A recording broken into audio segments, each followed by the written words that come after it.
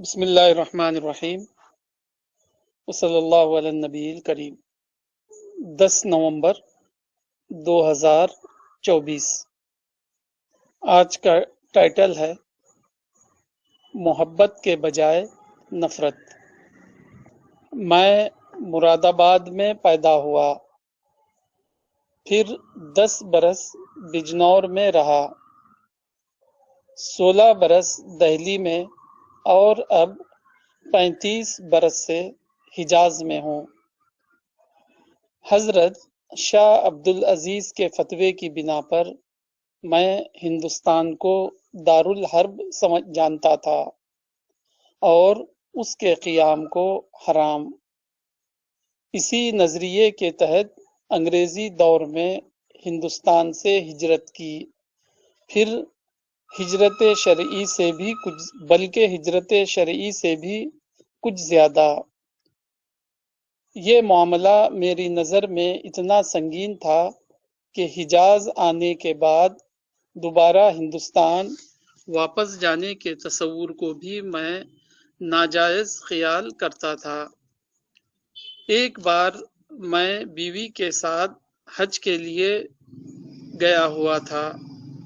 عرفات کا میدان تھا اور عصر و مغرب کے درمیان کا وقت۔ یہ وقت میدان عرفات میں گناہوں کی بخشش کا ہوتا ہے۔ میں نے اپنی اہلیہ سے کہا کہ یہ گناہوں کی معافی کا وقت ہے۔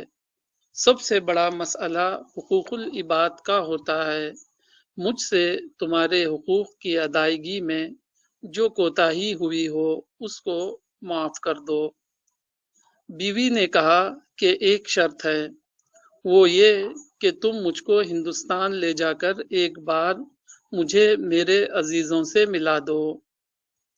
ہندوستان کا نام سن کر میرے ہوش اڑ گئے، میں اور ہندوستان۔ پھر میں نے اپنے دل میں سوچا کہ ایک طرف دوزخ ہو اور دوسری طرف ہندوستان، تو تم دونوں میں سے کس کو ترجیح دو گے؟ اس کے بعد میں نے جو فیصلہ کیا وہ آپ خود سمجھ سکتے ہیں۔ یہ ایک بزرگ کی خود نوشت کہانی کا ایک حصہ ہے جو انہوں نے دہلی کے ایک اردو روزنامہ 15 اگست 1981 میں شائع کی ہے۔ یہ کوئی ایک کہانی نہیں، اس قسم کی ان گنت کہانیاں ہیں جو ساری مسلم دنیا میں بکھری ہوئی ہیں۔ موجودہ زمانے میں ایسے بے شمار لوگ پیدا ہوئے جنہوں نے غیر مسلم قوموں کو اسلام کا حریف سمجھ کر ان سے نفرت کی، مگر وہ ان کو اسلام کا مدعو اور مخاطب سمجھ کر ان سے محبت نہ کر سکے۔ ان خیالات کے تحت بے شمار لوگ ایسے ہجرت اور جہاد میں مصروف رہے جس کا کوئی فائدہ نہ دینی صورت میں نکلنے والا تھا اور نہ دنیاوی صورت میں۔ کیسی عجیب بات ہے، لوگوں نے ہندوستان کو دار حرب سمجھا مگر وہ اس کو دار دعوت نہ سمجھ سکے۔ ہندوؤں کو انہوں نے غیر قوم قرار دیا مگر وہ ان کو مدعو قوم قرار نہ دے سکے۔ انگریزوں اور فرانسیسیوں کو لوگوں نے شیطان کے بندے کہہ کر ان کے خلاف جہاد کیا مگر وہ ان کو خدا کے بندے سمجھ کر ان کو خدا سے قریب لانے کی کوشش نہ کر سکے۔ انہوں نے مسلم حکمرانوں اور بادشاہوں کو ظالم ٹھہرا کر ان کی ہلاکت کے منصوبے بنائے مگر وہ ان کو اپنا بھٹکا ہوا بھائی جان کر ان کی اصلاح کی خیر خواہانہ کوشش نہ کر سکے۔ کیسی عجیب تھی یہ ہجرت اور کیسا عجیب تھا یہ جہاد۔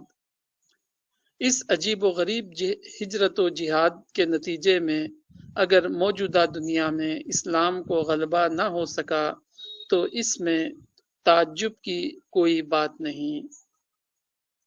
Article finish. الرسالہ، ستمبر 1981، پیج 43۔